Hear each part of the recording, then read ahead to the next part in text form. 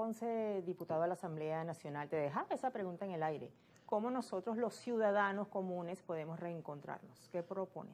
Bueno, fíjate, ahí entraría la labor pedagógica y de acompañamiento que debemos hacer todos los ciudadanos en los distintos procesos políticos que transcurran en el país.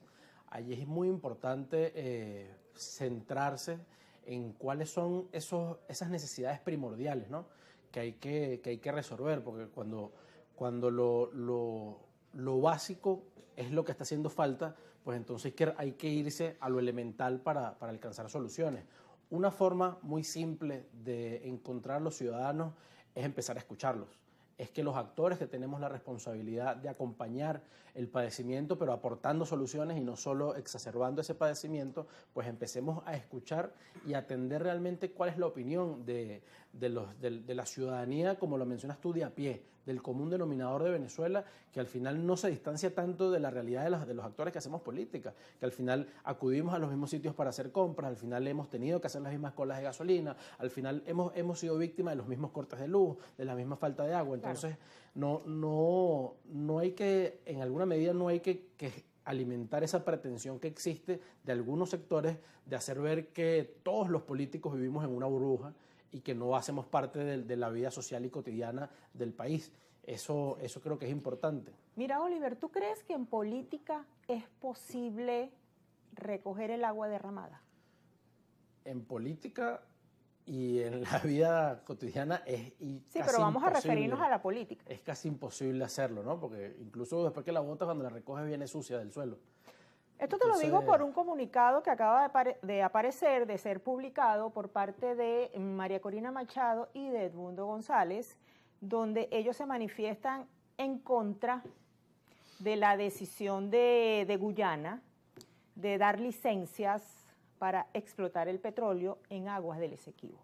Entonces, eso da como un giro a esas poses insurreccionales, llamados a la abstención, etcétera, de parte de ese sector al que tú consideraste radical o extremista.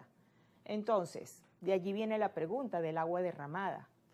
Bueno, eso es una rareza que debe tener algún otro tipo de trasfondo para, en alguna medida, pretender afirmar que en efecto están del lado de los intereses de este país o que están defendiendo el territorio de la República.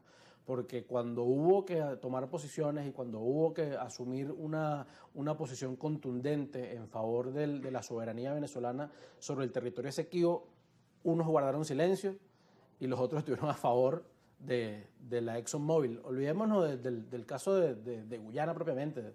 O sea, ellos al final allí son un accesorio de un conglomerado empresarial petrolero, que es la ExxonMobil, que forma parte de los intereses del gobierno americano, y ellos al final han sido allí como un instrumento para mantener viva allí esa pretensión de invadir o de privarnos de nuestros legítimos derechos sobre ese territorio.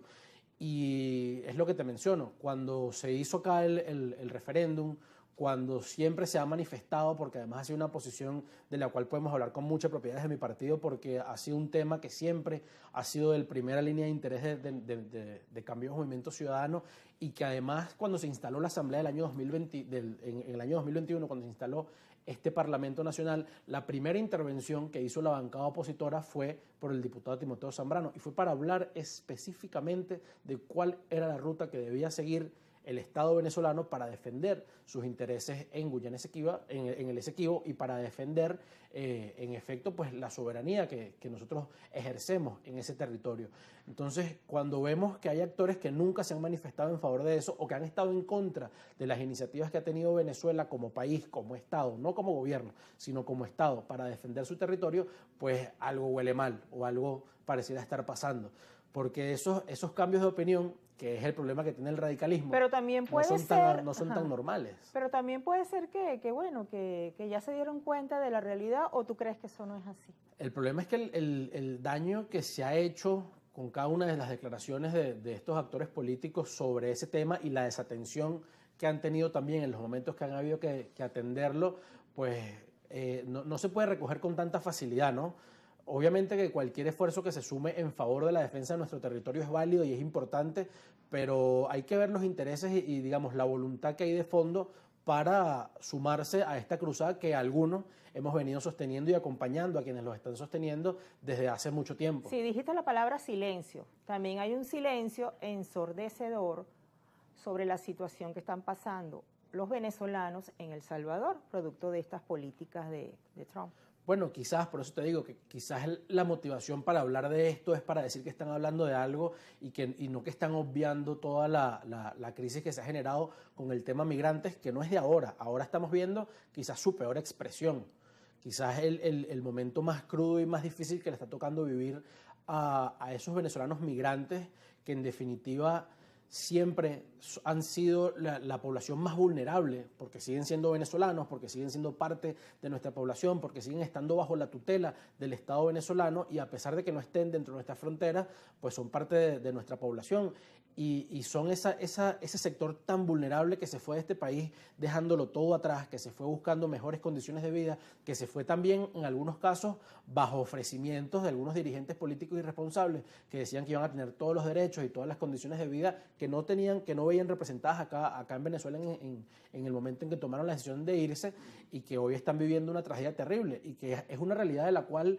no es distante de nosotros. O sea, yo creo que absolutamente todos los venezolanos o una gran parte de los venezolanos tenemos un familiar que es migrante, tenemos un familiar que le ha tocado, digamos, vivir momentos duros por irse más allá de nuestras fronteras y que lamentablemente estos sectores políticos o antipolíticos que ejercen en alguna medida una vocería internacional en contra de los intereses de nuestro país, pues han sido muy responsables en que hoy esa situación está allí desatendida porque fueron los mismos actores que promovieron iniciativas como Venezolanos con Trump o que decían, bueno, el gobierno de Trump va a hacer lo mejor para Venezuela. Bueno, hay que consultarle a los migrantes, pero también a sus familiares, si consideran que esas posiciones fueron sensatas o que si en algún momento pensaron en los intereses de los venezolanos, en las necesidades del pueblo venezolano, antes de asumir ese tipo de posiciones que hoy le están costando muy caro, no al gobierno venezolano, no a los partidos políticos venezolanos, no a ese sector, sino al venezolano de a pie que está sufriendo tanto los embates de las sanciones como la preocupación, la incertidumbre y la desesperación de ser casados por ser migrantes. Sí, de ser perseguidos. Es una situación de verdad que alarma, que nos preocupa a los venezolanos. Mira, Oliver, un juez de Estados Unidos de allá revocó la orden ejecutiva de Trump del parole humanitario. ¿Tú crees que esas marchas y contramarchas se van a tener algún sentido, tienen algún propósito? Bueno, lo primero que hay que saber es que a Trump le importan muy poco las leyes, incluso las de su país. Las internacionales no las toma, pero ni por error las toma en consideración. Pero incluso las de su país no le interesan mucho, ¿no? Él considera, por cómo ha venido actuando y por las declaraciones y posiciones que asume, él considera que está por encima de la ley.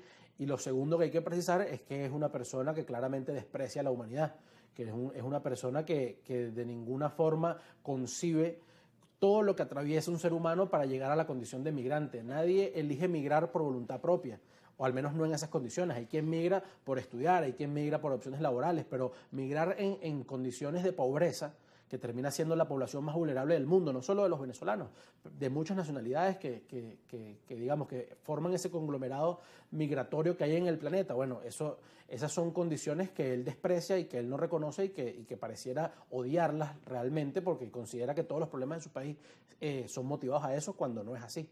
Oliver, nueva pausa aquí en Kikosis y retornamos enseguida.